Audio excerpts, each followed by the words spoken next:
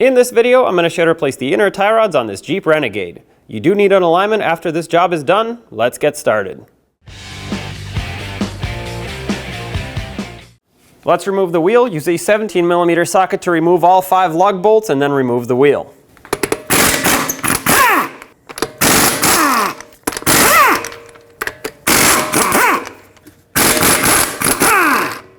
Support the wheel on the last one just in case it wants to fall off. Now with the wheel off, we can see the outer and inner tie rod. They're locked in with this jam nut. Use a 22mm wrench and break this free. There we go. The jam nut is stuck on the threads of the inner tie rod, but that's okay because it broke free from the outer, which means these can now be separated. Let's use a 17mm socket and remove the mounting nut that holds the outer tie rod stud onto the knuckle. With it removed, put it back on just a few threads, and then we're going to take a hammer to the side of the knuckle right here, tap it, and the vibrations will break this stud free from the knuckle. This will prevent the outer tie rod from falling down completely. There we go. Remove the mounting nut and remove the tie rod stud. Now you want to count the amount of turns it takes to remove this outer tie rod so you can put it back the same amount of turns and get close to how the alignment was before. But once again, you still need an alignment after the job is done. There you have it. Write down the amount of turns that it took you. Now we have to remove this mounting nut so we can pull the boot off. I don't think it's very stuck on here, so what I'm going to do is put a socket on here with some locking pliers on the tie rod over here to hold it from spinning. Potentially, you might have to apply some heat if these are very rusted on, but a socket should do the trick. Lock these on tight, 22mm socket, remove the jam nut. There it goes.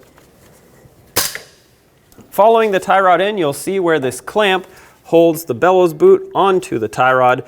Pinch it with some pliers and pull the clamp off. You want to inspect it to make sure it's in good condition. You can reuse these if they are. If not, we'll discard it. Following the boot in, you'll see that there's a clamp all the way in on the power steering rack. I'm going to take a pry bar, put it right up against that clamp, and use a hammer on the end of the pry bar to tap that clamp and break it off, basically.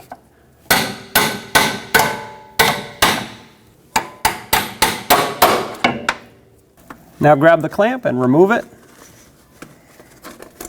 Discard this clamp, you only want to use it once. Now grab the bellows boot and pull on it to unhook it from the power steering rack, and then keep pulling on it to unhook it from the tie rod.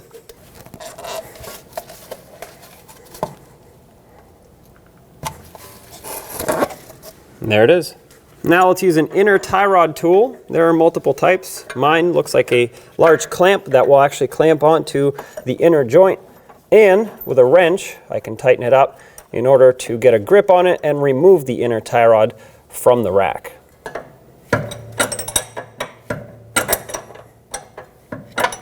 Now I'll put an extension in my tie rod tool with a long ratchet for some leverage, turn this counterclockwise, and remove it from the rack.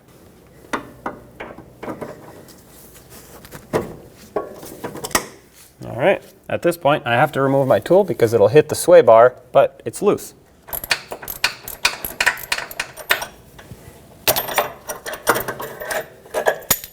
Now remove the tie rod. And there it is. On the old tie rod, you'll notice this plastic sleeve that sits on the inside. You're gonna have to remove this. You could just use a pocket screwdriver, pop that out. And then you wanna take the new tie rod and place this in the same orientation back on it. This is what limits your steering angle. So without this, it'll actually steer too much and could damage other components. Also, you want to make sure that it's facing the right way. It has little tabs inside that lock it in. So if you put it on backwards, it's going to go on, but it's not going to lock in. On the threads of the new tie rod, I put a tiny bit of red thread locker just to lock those threads in once it's bottomed out and snug. Now take the tie rod and thread it into the power steering rack. There we go. Once the threads catch, it should be a whole lot easier to thread in all the way. That's bottomed out by hand. So now let's grab our tie rod tool and finish tightening that up. Now tightening this, it doesn't take a lot. Just snug it, give it a little bit extra, and that's it. What you don't want to do is twist the entire rack internally. That will damage it. So I have my tool in there.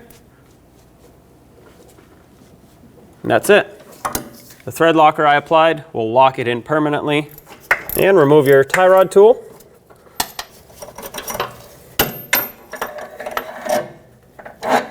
Now grab your bellows boot. Putting a little bit of grease on the ends of the boot right where it slips on can help.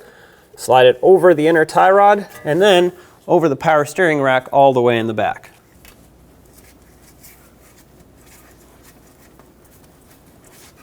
To secure the inside of the boot where we had that metal clamp, use a wire tie and just wrap it around, tighten it up, and that should seal it up. With the wire tie in position and snugged up, I'm going to take some needle nose pliers, pinch it and twist it, and that's going to tighten it up. And once you've tightened it, cut off the excess. Now grab the clamp that secures it on the outside here and slide it right over the boot. The clamp is on, but if you notice that the boot went past this ridge, just pull it back. There we go. That's fully seated and secured. Put some anti-seize on your threads. This way it doesn't rust and it will help with future alignments. You don't need a lot. If you put too much, that's okay, because when you put the jam nut on, it's just going to push it and then you can wipe the excess off.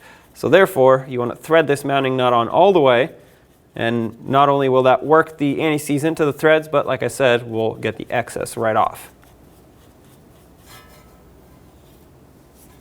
Now on your outer tie rod, apply some anti-seize inside the threads. Now thread your outer tie rod onto the inner the same amount of turns it took to remove the old one.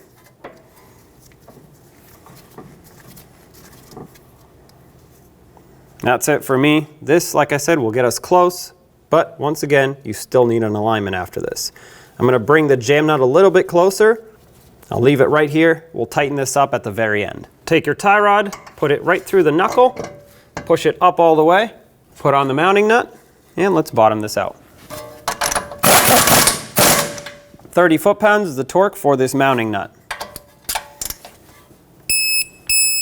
And that's it right there. This is a locking nut. There's no cotter pin on it. If yours happens to have a cotter pin, continue tightening until the next slot lines up to put your cotter pin through. Then of course bend it over to lock it in. Now lock in the jam nut with a 22mm wrench. Tighten it up.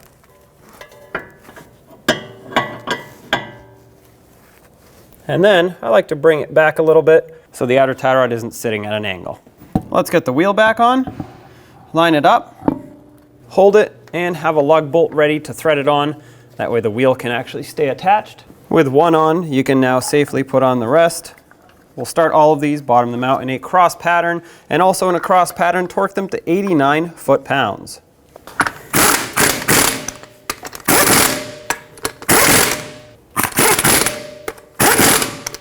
"89 foot-pounds in a cross pattern, here we go.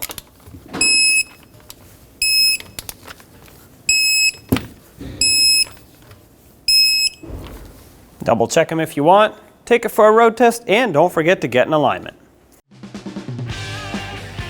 When only the best will do, demand TRQ. The only company that lets you view before you do. TRQ is committed to offering the highest quality aftermarket auto parts that are engineered for peace of mind. Thanks for using and viewing with TRQ.